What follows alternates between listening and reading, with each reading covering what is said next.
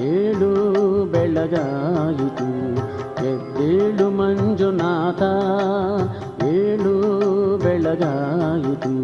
ಧರ್ಮದೇವತೆಗಳು ನಿನ್ನ ದರ್ಶನಕ್ಕೆ ಕಾದಿಹರು, ಧರ್ಮದೇವತೆಗಳು ನಿನ್ನ ದರ್ಶನಕ್ಕೆ ಕಾದಿಹರು.